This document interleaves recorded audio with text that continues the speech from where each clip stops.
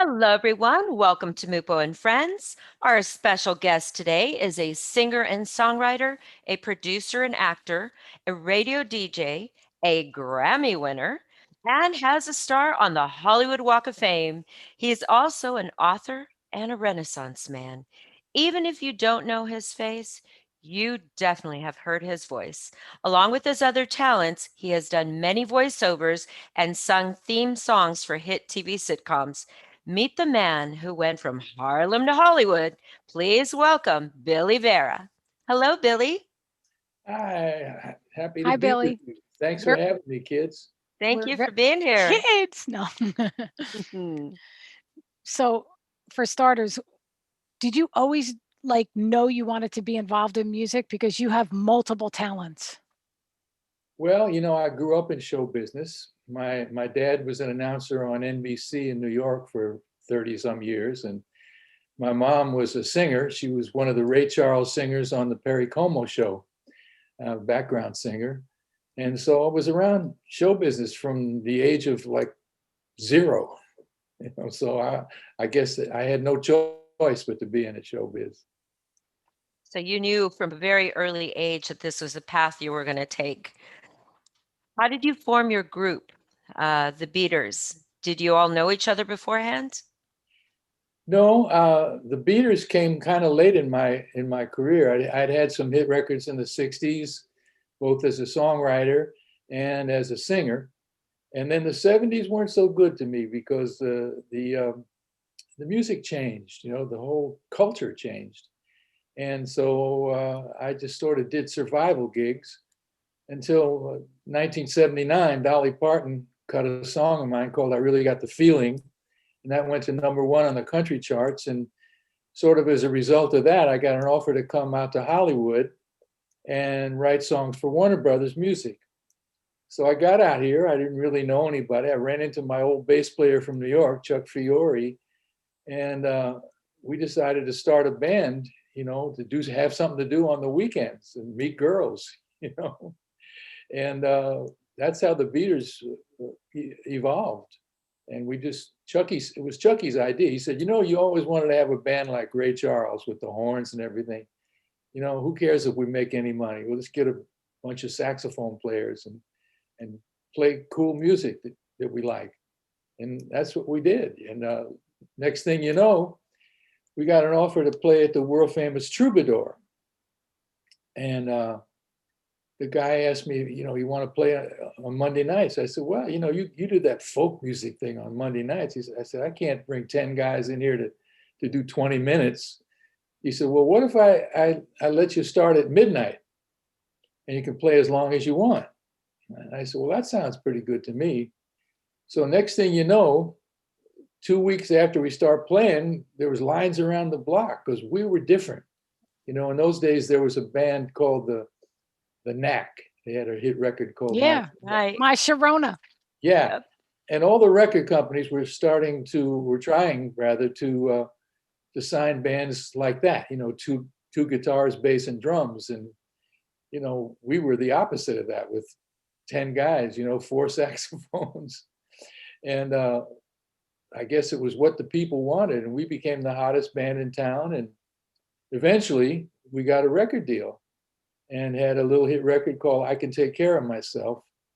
And things just went on from there. Incredible. What was it like working with Dolly Parton? Because I absolutely love her, and she's actually on my to-do list. Like, I will jam with Dolly Parton, and I will play her rhinestone guitar. Her Oh, bucket list. well, That's on Dolly, my list.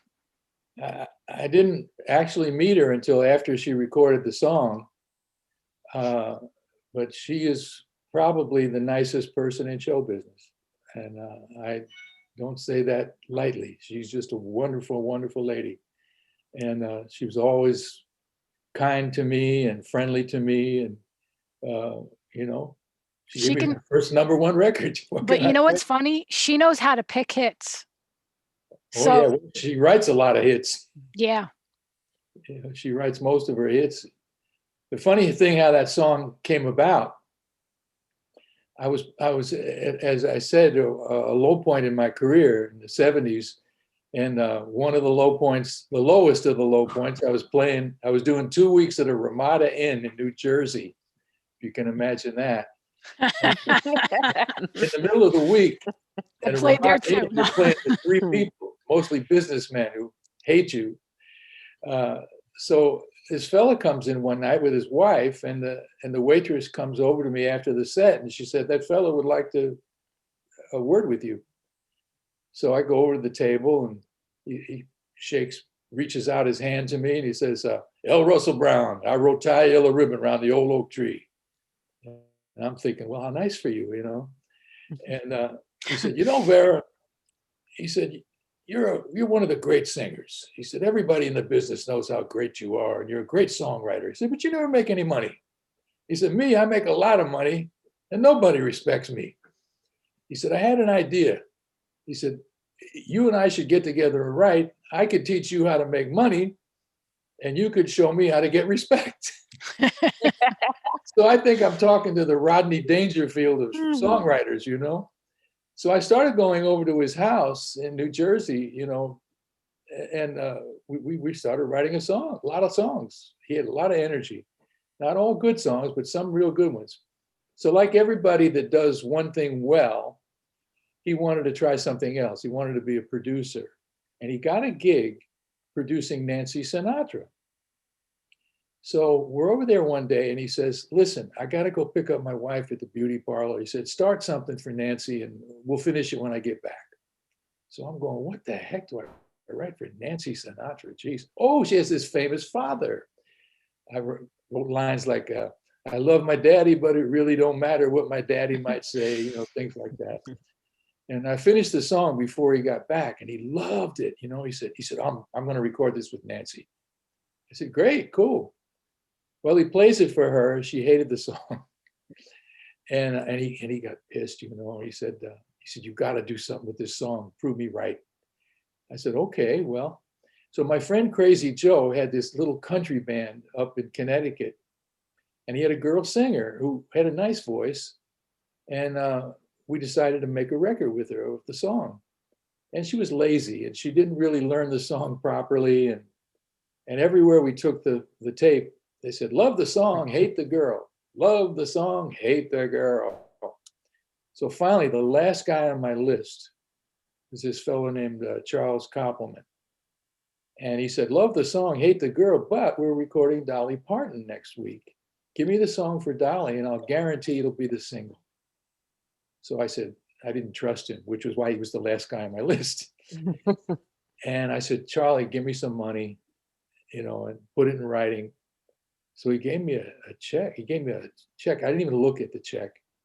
I go down in the elevator. I had my little girlfriend with me, and she grabs the envelope and she says, "Give me that." Holy baby. She says, "He gave you $2,500. I said, "What?" Now, $2,500 was That's a lot of money back then. it was a fortune in 1978, you know, especially to me, who was living with my mother like some loser musician, you know. And sure enough, the record came out, and I was back in show business, you know. What a great story. You know, he said New Jersey twice, Holly. We forgot Right. to say that. That's why we were chuckling in the beginning, because she's from Jersey, and we have a Jersey, a West Coast, East Coast, West Coast thing. When somebody comes on the show, there's a point for me if you're from in LA. There's a point from her if you're in the West Coast or from there. East So, Coast, East Coast. East Coast, East Coast. Well, you both get me because I grew up in New York and came, you know, I'm from Harlem to Hollywood, man. There What you can I tell are. you? It was in the title. By the way, that's the title of my memoir, and also the title of a documentary that some fellows did on me, which can be seen on Amazon Prime. Nice. So you've Yeah. done so much in so many areas of entertainment. What were you most recognized for? Were you recognized for songwriting? Because you're an awesome musician. Thank you. You're like a one of a kind. Well, that's, you know what, it's interesting you put it that way, because, you know, when I was growing up or not when I was growing up, when I was starting out. Judy Clay and I played the Apollo Theater, and you had the opportunity to work with a lot of the great old timers, and those guys. I mean, they knew show business inside and out. Mhm. And one of the things they would always say is, you got to be different, man. Can I curse on here? Yeah, this is Yeah. America. The saying was, the saying among those guys was, if you ain't different, you ain't shit. The That's world not even a don't need, curse. the world don't need another Frank Sinatra. The world doesn't need another Madonna. There's already one of those. So find your own style, find your own sound. And I began to observe that all the people that I admired were people that didn't sound like or look like anybody else. So I tried to avoid, even though I loved Ray Charles, even though I loved Frankie Lyman, even though I loved Jesse Belvin and certain people, and was inspired by something about them, I never tried to be one of those guys that tried to sing like Ray Charles. There's nothing more absurd than some guy trying to be another Ray Charles. I remember one time I was playing up in Stamford, Connecticut, and I had a date with a waitress after the gig, and she was working at a Howard Johnson's. So I go in there, I finish my gig, and in their lounge, there was a fellow that sounded more like Frank Sinatra than Frank Sinatra did.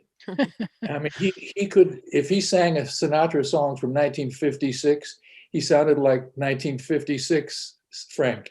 If he was singing a 1966 song, he sounded like 1966. It was incredible. Awesome. And all of a sudden, some drunk stands up in the middle of the guy's song. He says, "Hey pal, the world don't need another Frank." Oh no. And I'll tell you, that was a lesson, man. The world You don't need another Frank. be original. Always be original. Yeah, you bet, man. Well, that's Sam Phillips said that about Elvis. Elvis, yeah. He said Oh. you can hear him on the tape when in those sessions. He says, "Yeah, do that again. That's original."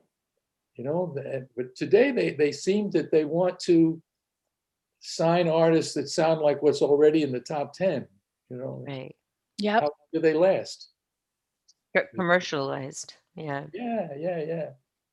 Speaking of original and unique, do you ever get recognized just by your voice alone? Yeah. Thank goodness. Both speaking and singing. Because I know you've done a lot of voiceovers as well. So Yeah. I lucked into that. I was doing a radio show on a college station out here in LA, playing oldies but goodies, every Saturday morning. And one day I come into the station and there's a note in my mailbox, and it said basically, he's got an interesting voice. You believe him when he talks. Would he be interested in doing voiceovers? Well, I was married at the time to an actress, and that can be very expensive. And I needed money badly. I mean, adorable. I was willing to do anything for money at that point. I was taking acting roles that I would have laughed at, before that.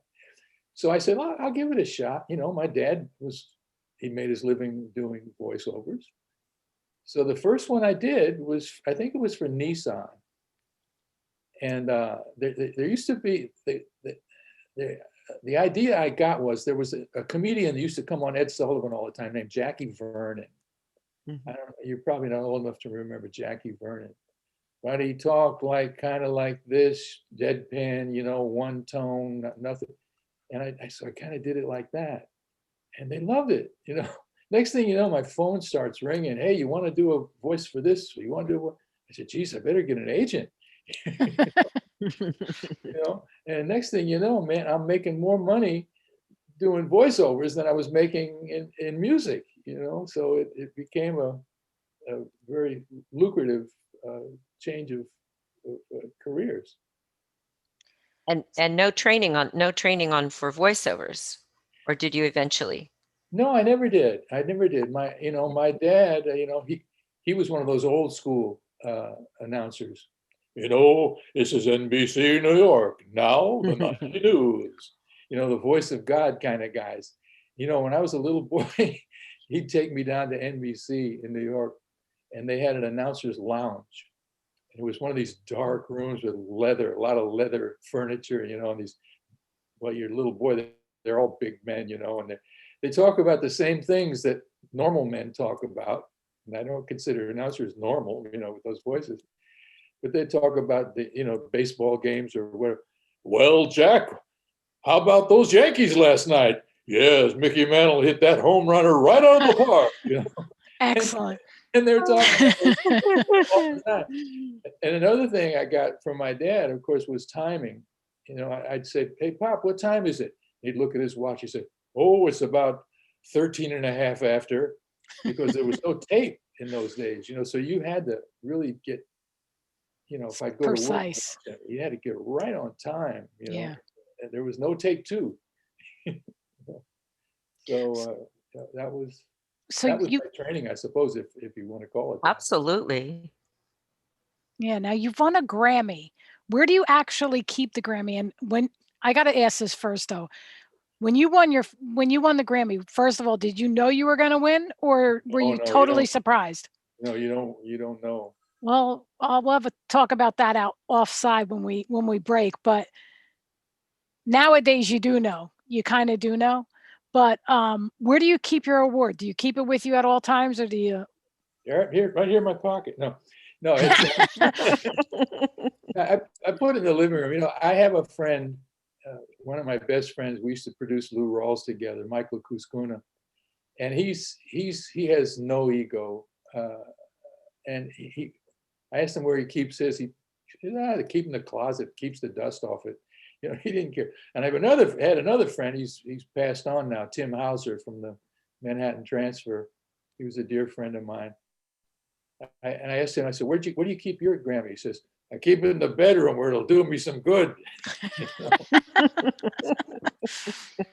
But I just put it in the living room. I got a couple other little awards up there for other things. So just some little awards. And literally little awards. You also got a star on the Hollywood Walk of Fame, which is quite a big deal. Tell us about that. Well, that came about through the auspices of Angie Dickinson. You see, and when I got the word, I was really kind of frightened, and because I said, man, I'm not a big enough name. People are going to really make fun of me. They're going to mock me. They're going to get upset. Why him and why not so and so? And I was really scared of that. So Angie said to me, she says, no, you don't understand. She said, this is how it works. She didn't say, this is how it works, kid, but she said, this is how it works. She said, someone nominates you, and in your case, it was me. And then the Chamber of Commerce of the city of Hollywood votes. And the voting is based on what your career has done, not nationally, not worldwide, but for the city of Hollywood. She said, you made records in Hollywood, you've done television shows, you've done movies, you've worked nightclubs, you've done your whole career, you've done radio. Your career is in Hollywood, and you're known in Hollywood, and you've brought something good to the city of Hollywood, and that's why they voted on you. So I still wasn't quite convinced, so I had just signed with Capitol Records. Not long before that, and the new president of the company was a guy named Joe Smith, and Joe was known as the great roaster, a very irreverent guy. So I called him. I said, Joe, I said, will you present me when I get my star? I said, I like your irreverent attitude. That way it'll put the audience on my side. And so he gets up there, the big day, He says, "What do you say about Billy Vera?" Hmm. Billy Vera gets a hit record every 10 years, whether he needs one or not. And so everybody Oh laughed, my. and it had the effect that I desired. It made it a little less serious, and it made me look a little less serious about the whole thing. And It broke the ice. it sure did. It was a good move, as they say, and it's right Oh, in front of the Capitol Records Tower. that's what I was going to ask. I want to know where it is. It's about 20 steps north of the tower. There you go. Yeah, You can go check out the star on the Hollywood Walk of Fame for Billy Vera, in there front you of go. Capitol Records. That's a great spot for it. Especially since I was on Capitol, and I also did a lot of work for Capitol as well, doing reissues of oldies but goodies, of their old catalog, and also we did 3 albums for Lou Rawls, who was on Blue Note, which was owned by Capitol. So we spent a lot of time there. Beautiful. Where do you get the inspiration to do your songs? Like, what inspires you? I know when I write songs, I write them really fast, and it's good and it's bad, but like something, give me a topic. Like are you like that, or do you have to go through something to write a real good song? I tend to, just bang on the piano until some chord changes come along that don't sound cliched. I hate cliches more than anything in the world when it comes to music. And so I bang away until I hear something that sounds fresh and new to me. And then hopefully, some words will come. And then it just sort of, sometimes, as you say, it comes in 20 minutes, like the Dolly Parton song did. Another time with At This Moment, that came about. I had just started dating a girl, and she was telling me about breaking up with her previous boyfriend and how crushed he was, and how, she thought he was going to commit suicide, whatever. And I wrote it from his point of view as I perceived it. But I only got about 2/3 of the way through the song, and I couldn't come up with an ending. And so I put it in my mother's piano bench, and I left it there until she dumped me a year later. And then I knew how it ended. That last verse is me and her. So Aw. they all come different ways. Oh, Yeah. what do you think? That was on the Family Ties. Family Ties. That was the song that he was having the memory to, and they were dancing. Yeah. Yeah. Well, that's how it got known. The record had been out, or our record had been out 5 years earlier. And just as it came out, it was a follow-up to our first hit, I Can Take Care of Myself. And just then the head of promotion, who was a great promotion man, he got in a fight with the boss and quit. So we had nobody to promote the record. So it only went to about number 79. And shortly after that, the company went out of business and we had no more record deal. And so by that time, I was eking out a living, on doing acting jobs. And one day, phone rings, a golden phone call came. Guy says, "My name's Michael Whitehorn. I produce a show called Family Ties, and we saw you at the club the other night, and we heard you do a song that we thought would be perfect for an upcoming episode that we have." And so we determined that the song was At This Moment. And so they used it, and I got some mail. And I'd had songs on TV shows before, but never any mail. Just a few bucks, and that was nice. Well, I said, maybe this means that people like this song. Maybe the song has something. So I tried to see if I could get a record company to let me re-record it, and nobody was interested. So one day I'm having lunch with a fellow named Richard Foos, who owned a record company called Rhino Records that put out oldies. And Richard and I would have these periodic lunches where we'd have these mock arguments about things like, whose version of Mustang Sally is the best. And so in the course of the lunch, I said, Richard, I told him the story about Family Ties. And I said, how many records do you need to sell to break even? He said, well, we have low overhead here, and we could probably break even on a couple of thousand. I said, what if I guarantee you 2,000 sales? I could sell them in the club if need be. Would you put out at this moment and maybe an album of my best stuff for that company? He said, sure. And believe me, he only did it because he liked me. He'll tell you today, he never thought it would sell, he'd make a nickel off of it. Well, by the time the album came out, the song was used again on the following season when the girl breaks up with Michael J. Fox. And boy, this time the story of the episode, Boy Loses Girl, was the same as this Boy Loses Girl story of the song. And America responded like crazy. They're calling radio stations, they're calling record stores. Who is this singer? What's the name of the song? Where can we buy it? And next thing you know, it's leaping up the charts over Bon Jovi, over Madonna, all over. We go to number one. And my God, 42 years old, I got a number one record, and my life changed from that moment onward. Just like that. Just like that, yeah. Yeah, that moment, the right Next moment. thing you know, I'm on every TV show that's got music. Did Johnny Carson 9 times.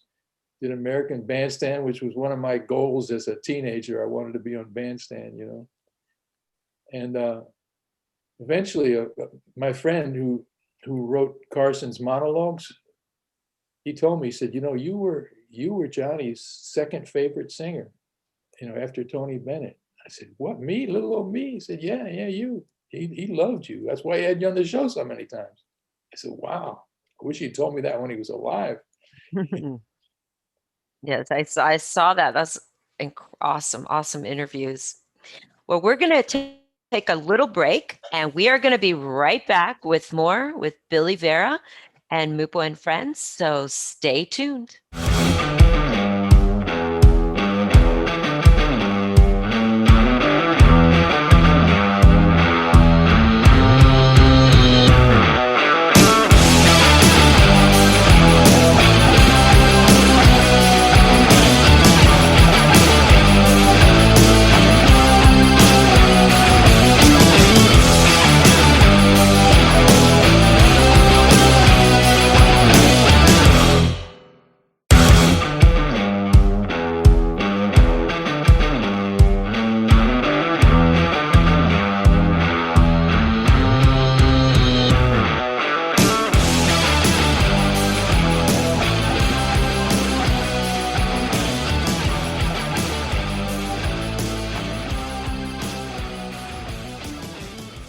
Teeth, smiles. We are back. Hello, everybody. Welcome back to Mupo and Friends. We are here with Billy Vera. And Billy, I know we were talking backstage a little bit. And what was it like working with Ed McMahon and Johnny Carson and people like that? Well, they were very nice to me. They both knew my dad from when the Tonight Show was based in New York. And so there was a little something, I guess, when you have that connection, whatever it was, and Johnny saved it for the show. He didn't like to talk to the guests before the show, although he did one nice thing. When I got the gold record, our publicity guy brought it to the show and had the nerve to ask him to pose with me with a picture of it, and he did that, and apparently that was something he never did. So they were nice, and it takes a lot of energy to do those shows, and they like to keep it fresh, so they don't really have conversations with the guests prior to when you go on camera. So yeah. And you were at the Apollo. You played at the Apollo. That is huge. What was that experience like? Was it Well, nerve-wracking or I had worked with a lot of the acts that did play the Apollo. We were the house band at a club up on the border of New York and Connecticut for about 4 years. And every weekend we had hit record acts, and my band would back them up.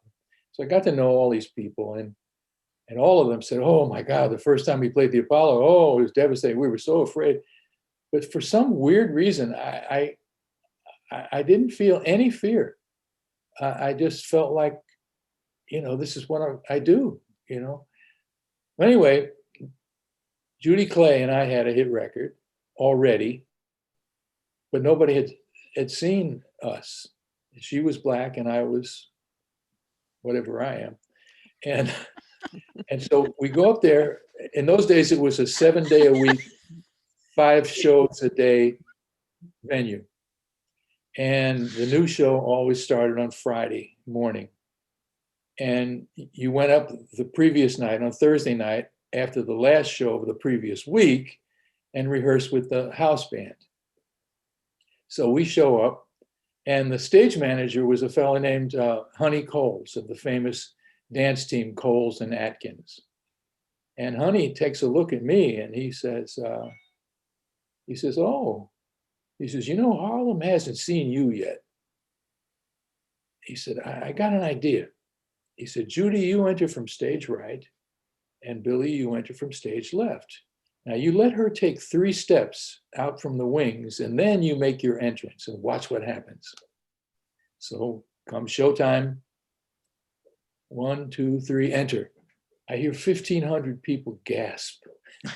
And I could hear them out there saying, "That's him? That skinny little white boy, that's him?" The record was a big hit on the black stations and also on the white stations. So after the first show, he had put us on second. Now, the opening act was always a well choreographed, lively act to get the audience excited.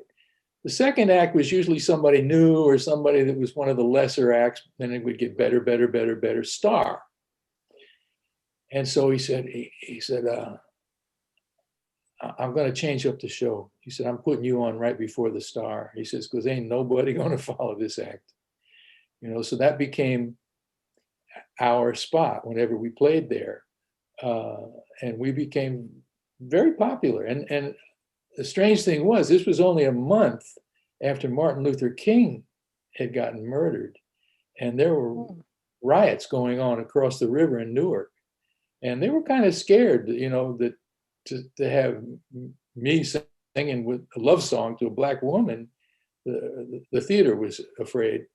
But as it turned out, trust the people, trust the audience, and they just loved us. We became very, very popular up there, to the point of years later, 20 years later to be exact. I was producing Lou Rawls, and Lou had a benefit at the Apollo to go to. So we had dinner at Rayo's, this restaurant in Italian Harlem. Yeah, it's very good. Yeah.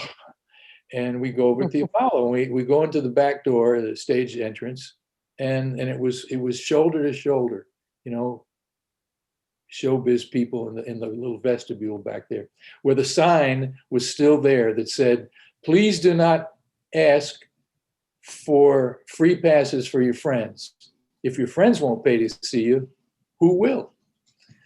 So anyway, all these guys and women are back there, and Ralph Cooper, who was a well-known Harlem celebrity, was talking to Lou, and he's looking over at Lou's shoulder at me, and of course, 20 years later, I didn't quite look the same, I'd lost a lot of my hair, and he's looking at me. All of a sudden, he realizes who I was, and he said, "Billy Vera." He said, "Come here, boy." And he throws his arms around me and he said, "Welcome home, son." He said, "You know, I want everybody in this room to know what this man did. You know, he said, you know, your picture with Judy is still in the lobby and it will always be here because of what you did." And I tell you something, I was so moved. I mean, I was almost in tears, you know, because you just do your job, you know, and you don't think that you're making some big social statement of any kind. That was not what I was about. But then you realize that you did something that meant something, you know, and that was a very moving moment uh, that I will never forget. You know? That's an incredible acknowledgement. Those are very, very different times. And that's extremely meaningful. Extremely So, meaningful. which one of your songs took the longest time to write, and which one took the least? Oh, I don't know. I don't really keep track of things like that. Maybe At This Moment took the longest when you consider it took a year to get that last verse. Usually I write pretty quickly. I really got the feeling it took 20 minutes. You know, I wrote another song with one of the great bluesmen, Lowell Fulson. Mm. Uh, that took us about 20 minutes, and it became a modern day blues standard. We had recordings Yep. by Johnny Adams and Eric Burden and Lou Rawls, of course, and a whole bunch of people you never heard of. And I made a version of it with a big band, big 18-piece Count Basie style band. I love it. Yeah, thank you. So it varies, you know. Sometimes it takes a few hours, but I try. I usually, if I don't have it in about 2 or 3 hours, I figure it's not worth. If it doesn't hold my interest long enough to finish it, it's probably not any good. If you hadn't been in the entertainment industry, I know you're very passionate about what you do. What would you be doing now? You know, Holly, I have no idea. You know, I don't think the only other thing I've ever done was I was 16 years old.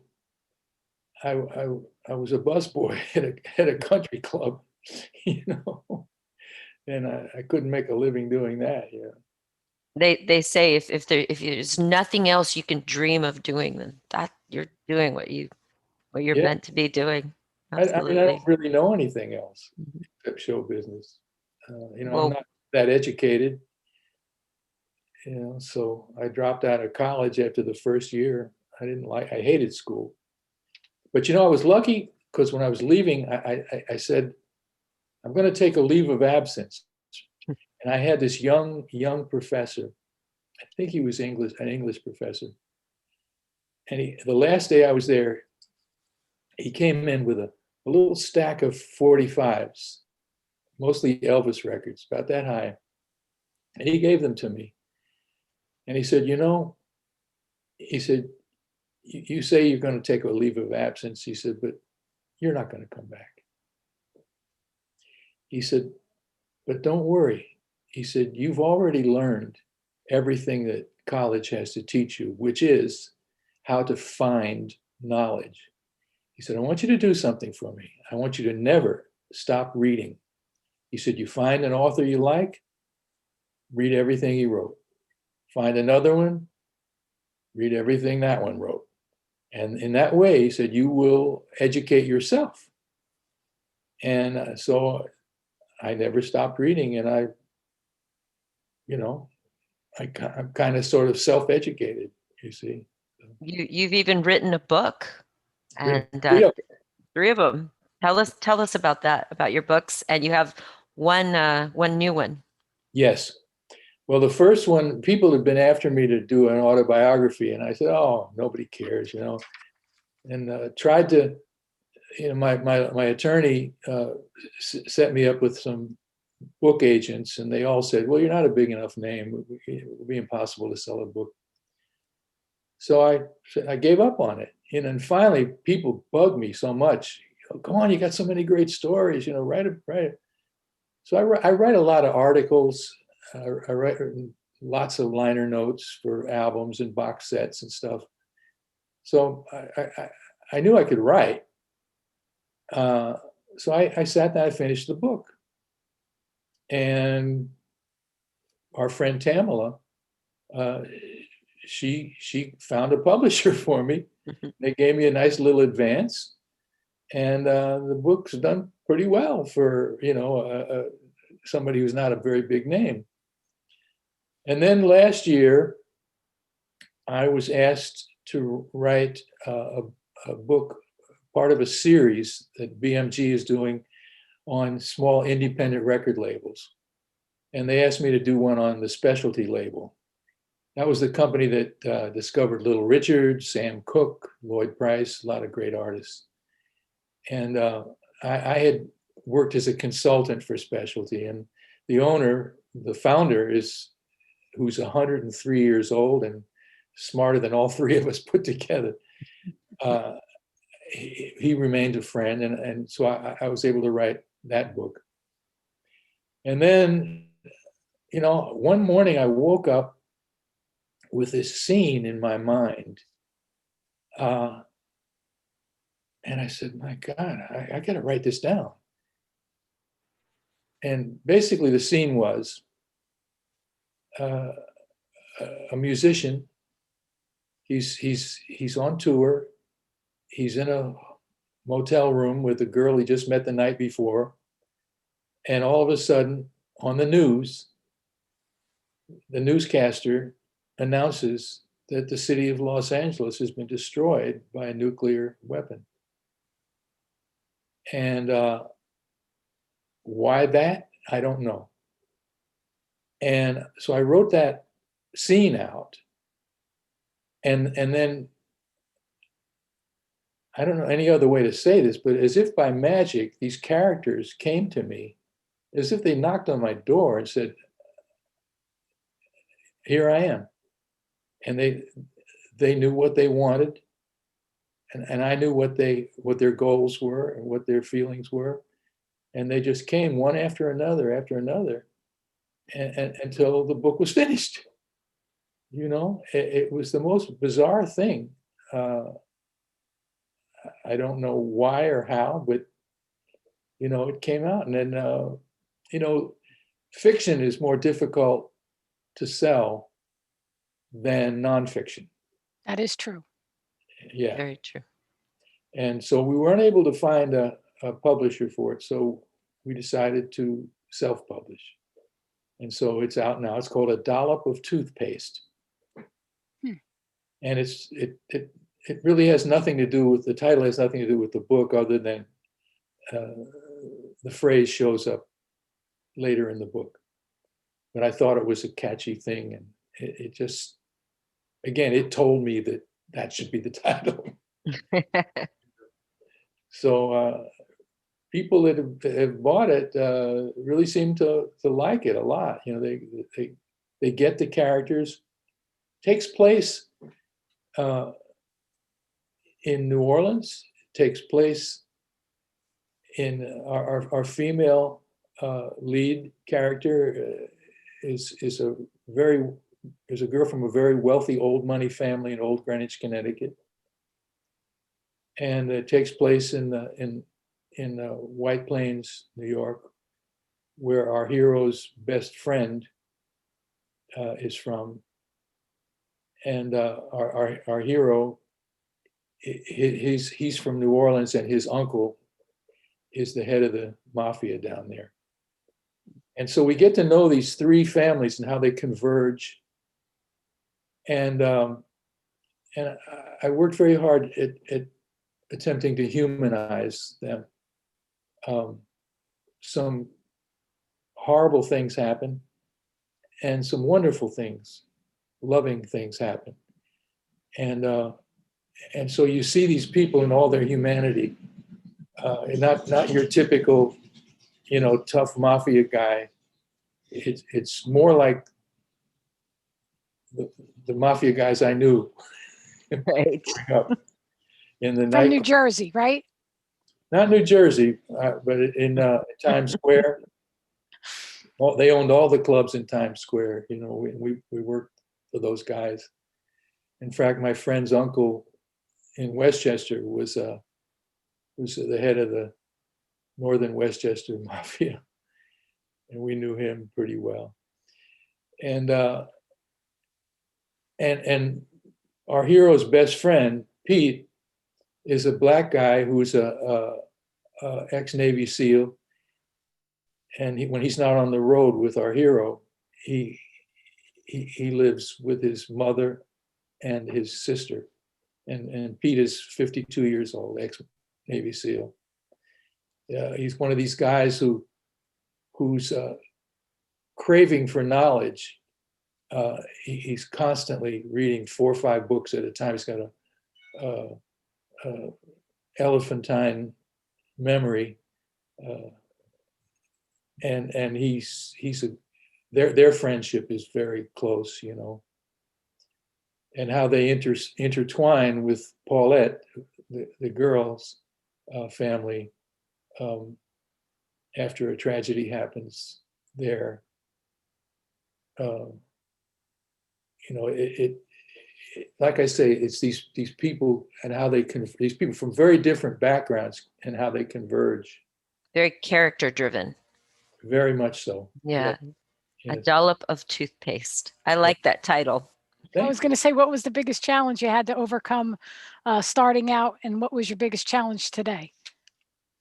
In the book, you mean, or in life? In life in general, because you've done everything. So I mean, biggest challenge starting out was really not. You know, my mother, my mother's vocal coach introduced me to my first manager, who he was one of these guys. He had a lot of these doo-wop groups, you know, that he managed, and so I ended up making a little record that managed to get on Bandstand in the local version in Philadelphia, and nothing really came of it. Anyway, just as he was about to work on me as his next project, he dropped dead in his office. Oh my goodness. Yeah. So, you know, but things came pretty easy. I mean, the first song I ever brought to a music publisher was accepted and became a chart record by Ricky Nelson. You know, it was beginner's luck times 10. Great. You know, so in those days, the music business was a cottage industry. So, you know, if you had a little hit record like that, everybody on Broadway knew who you were. And so it was easy to get people to see you. And you could just knock on the door and say, "Hey, I'm Billy Vera." You know, I didn't even have to say I wrote "Mean Old World" by Ricky Nelson. They just knew, you know. So what do you got, kid? So my little band and I, we made a record. And it came out, and it sort of, it was one in those days of regional hits. It was #1 in Pittsburgh, you know, and did well in New England. And then the flip side, which I wrote, became a top 10 record in Texas and Louisiana. So I went down and they said to me, "You got any more songs? That's a good little song you wrote." And that's how I got the Ricky Nelson record. So I ended up with a publisher called April Blackwood Music, which was owned by CBS and Columbia Records. And they gave me a job, a little office, little half a piano, and you go in there every day, and your boss would come in and he would say, "Say the Drifters are recording next week. See if you can come up with something for them." Or "Tony Bennett's recording next week. See if you can come." So what that did was it educated you on how to write specifically for specific artists. That's amazing. So you would listen to their records, say, "Well, okay, this one's got a very wide range, so you can write something rangy. Or this one only has a range of about 6 notes. You better keep it simple for that person. And then what kind of subject matter does this person normally seem to like to sing?" And so you would aim, you would write a song aimed at that person, and as often as not, you'd get you might get a record, or at least you'd be in the running. So the first hit I had up there was with this fellow named Chip Taylor. They put me with him. He was a staff writer there also. And that became a hit for Barbara Lewis, a song called Make Me Belong to You, which was, the important thing about that was it was our entree into Atlantic Records, which was my favorite label. They had Ray Charles, they had the Drifters, the Coasters, Bobby Darin, all these great artists. So we decided to write a duet. Maybe a couple of Atlantic artists would record it. So we get my boss gets us an appointment up there. We go see the great head honcho at Atlantic Records, Jerry Wexler. And we played him the song. He loved it. He said, "Get rid of the girl in the demo. She stinks." Yeah, Jerry didn't bite his tongue. He was a Simon Cowell. You kind of, yeah. I was friendly with Patti LaBelle and the Bluebells from the nightclub I told you about. They worked up there often, and they were on Atlantic Records. So one of the girls in the group, Nona Hendricks, had a lower voice than Patti, and I thought she might blend well with me. So I called her in Philadelphia. I said, "Hey, Nona, you want to make a record with me for Atlantic? No contractual problems." She said, yeah. So she comes up, we cut the song. And then their manager gets in on the act, and he says, "Look, if Billy and Nona have a hit, she might quit the group." And so that was the end of that. So then we had to audition about 20 more girls, and they all sounded like they should be singing Stephen Sondheim songs, not what we were looking for. And finally, Jerry Wexler said, "We just got this girl, Judy Clay.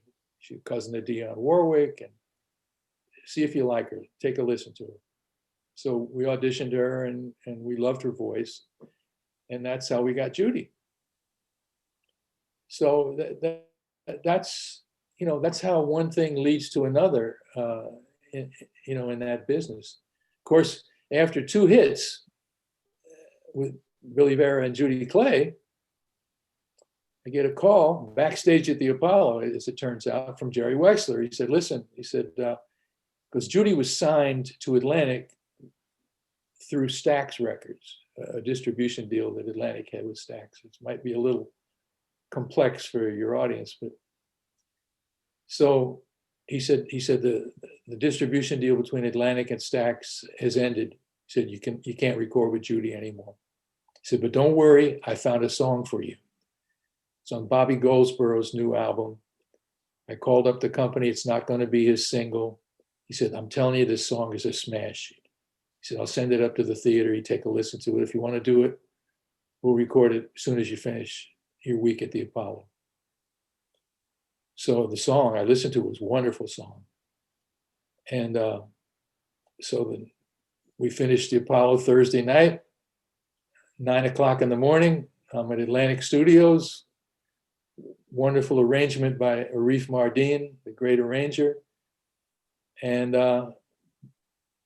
by Monday, he had test pressings at every radio station in the country. That's how fast this guy could work. He was whirling. Amazing.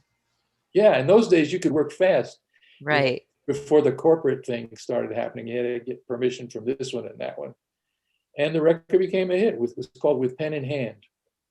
And that was my first solo hit record. Now, in those days, you recorded a single, and if that became a hit, then they'd let you do an album. Not like today where you do an album first, they put that big investment in. What an incredible career. You have done so much, and you have amazing, amazing stories, amazing history. It's something no one else will experience. You had to be there. It's incredible. We're going to take a momentary break, and we will be right back to wrap up with Billy Vera on Mupo and Friends.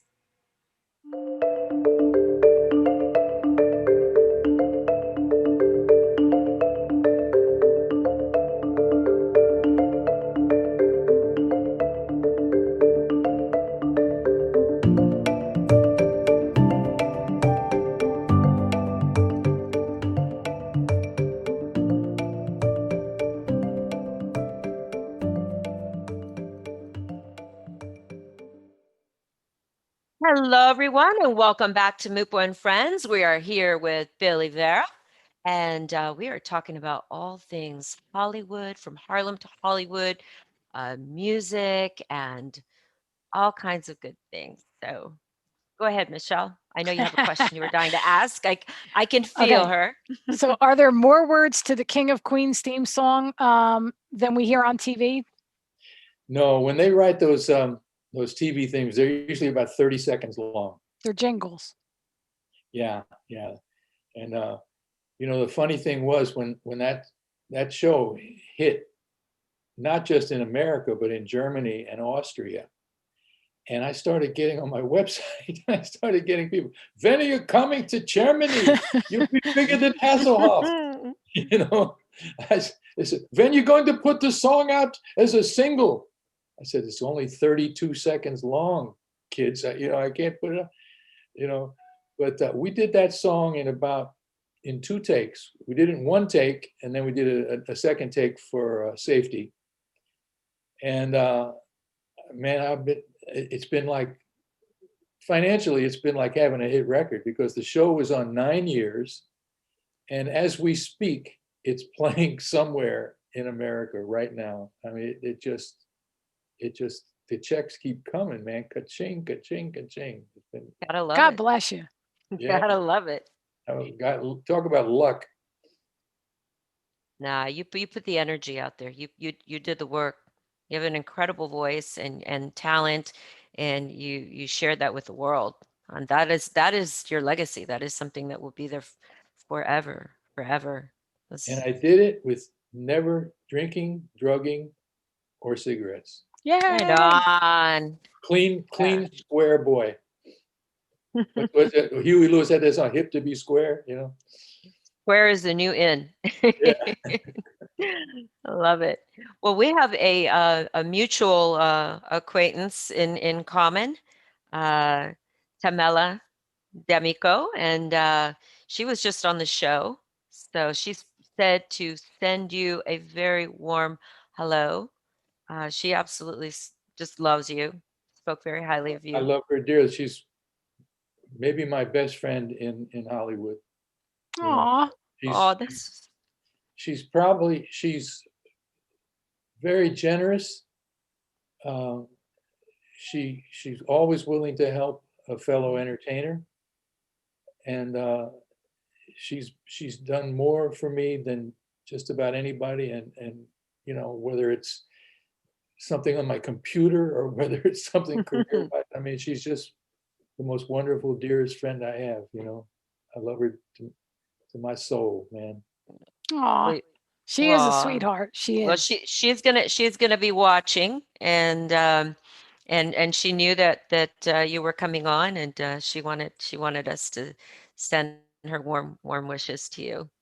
Well, back to her. We'll have Yeah, to get you you too. both You on too. together. That would be wild. Yeah. No, I saw some clips of you two together. You were both on stage. Yeah. Well, Yeah. she when I made my big band album, Right. Tamala sang a song with me on there, which it was a song that had a special meaning to me because uh, my late dearest friend in LA was a fellow named Paul Gayton, who was my mother's age. In fact, he was born 5 days after my mother, and he kind of adopted me. And Paul was the first rhythm and blues artist to come out of New Orleans in 1947 and have a hit record. And one of his biggest records back then was a song called "I'll Never Be Free." And so when I did the big band album, I wanted to do that song, and I ended up doing it as a duet with Tamala, Mhm. and Cool. and got a lot of airplay on the jazz stations, which was kind of new for me to She's a do. great singer. Oh, She's yeah. terrific, great actress as well, Yeah. and I a great model as well. She's something. She had some picture on Instagram yesterday. It got a lot of hits. She was wearing a hat. She looked like she was. I mean, it was just it was amazing. She's very, very, very good person. Very good people. And I'll tell you, she's like Mensa quality brain. I mean, she's one of the smartest people you'll ever want to meet. Well, she's from the East Coast. And she's Italian. Yeah, man, and how Sicilian, no less. Yeah. And she resides in LA. Well, Yeah, just keep in mind, all the talent was from the East Coast. They just trickled out there. Oh my goodness.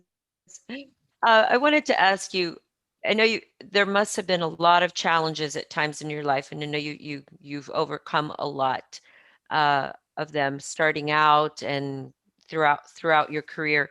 What do you credit your longevity in the industry, especially throughout the changing eras, the changing times, everything we're going through now in the world, and yet here you are still doing what you love. Well, the most challenging time, I think, was the decade of the 70s. Mm. You know, it was a lot of um, radical changes went on in the culture Right. and in the music. You know, in the 60s, in the late 60s, a singer like myself, there was room for what they used to call a blue-eyed soul singer. You know, and then that went out of style. You know, that's the thing you got to remember about show business is things go in and out of style, and you got to stick around until it circles back around again. And that decade was really tough for me. I moved back in my mother's house. I was working what I call survival gigs with a smaller band. Um, I'd take jobs as the conductor and guitarist for a lot of the oldies groups. It was in New York at that time, the early 70s, there was an oldies revival. Richard Nader had these shows at Madison Square Garden and Yeah. different places. And so I conducted for the Shirelles. I conducted for Ronnie Spector, Ronettes. I conducted for the Chiffons, Wow. Patti LaBelle. And I got a lot of work for those. I did 13 shows at the Academy of Music as the house band, and it was survival. I'd play a typical week. Monday night, a mafia club in New Jersey, where Of I love the course, way he the says that Mafia every time. Club. while I'm on stage, What was the right name of that above club? No. which one, right? Right up. I remember one club in particular that while we were on stage, there's a topless dancer right up here, you know, dancing above me. And I'm trying to, you know, compete with that. So that was Monday night. Tuesday night would be a cop and fireman club out in the Bronx, Throgs Neck. Wednesday night, we'd have to drive all the way to Long Island to some polyester singles bar, you Oh, know, no. different crowd. Then Thursday night, we played up in Portchester on the border of Connecticut in a hippie bar. So we're playing to all these different, but instead of getting bitter and frustrated, I used it as a learning experience. How do I maintain my own identity and yet play to these vastly different audiences who probably don't like each other? And yet, how do I do it in such a way as to get over it? And that was, as I say, it was like going back to school, you know, and learning how to do that. And it ended up, if you keep a positive attitude, that's the key, I think. You know, don't let negativity and eliminate any negative people from your life. Amen. Man, You hear that? That's like the yeah, best advice anyone can give anyone. Stay Yeah. away from the absolutely. negativity. Yeah.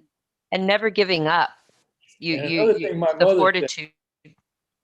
my mother said to me early on, she said, "Oh, show business is a business of peaks and valleys. So always live below your means. In other words, That is one year so you'll make true. a bundle, the next year you'll make nothing. Yeah. So make sure you save the old save for a rainy day routine, you know." That's And the that, problem though with a lot of people today, Billy. well, Like think about it, all these rock stars that are broke and even the like in it's crazy. Mm. Well, They're all struggling. that's the history of show business. You know, they come from nothing, and suddenly they make a bundle, and next thing you know, they bought the house for their mother. They bought the Yep. big Rolls Royce, and the next thing you know, they're sleeping in that Rolls Royce, Yep. Mm. and it gets towed away.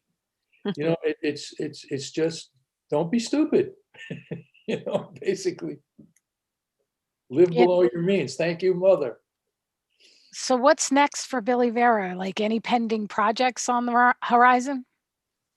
Well, I'm just basically trying to plug my book. I'm trying to plug my album, Timeless, uh, you know, and try to, you know, get those things known. The problem was just as these things came out, the pandemic hit, and the warehouses were closed.